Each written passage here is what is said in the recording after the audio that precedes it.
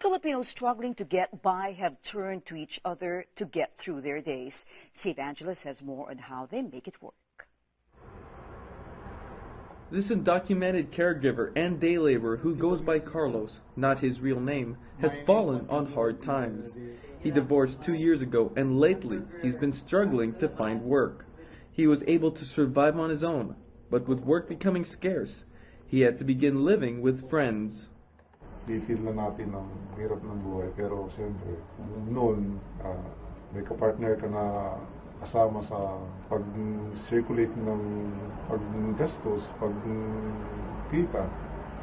So ngayon, solo ko, kailangan maging matatag.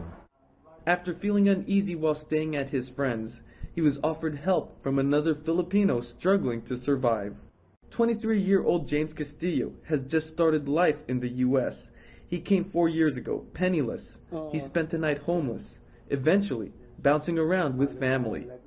With more people now living in poverty in the U.S., Castillo decided to make a difference on his own.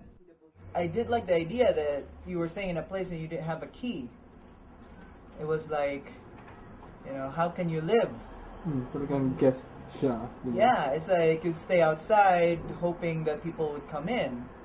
And I was in that situation before. It's like, it's cold, you can't, you know, it's not easy not having a place to stay. Castillo is slowly building his new life in America. He works full-time for a restaurant while studying computers in college.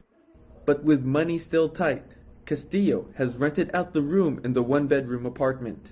He and Carlos now stay together in the living room. Despite the tight living conditions, he continues to open his home to Carlos. Sinong tutulong sa atin kundi yung kapwa natin?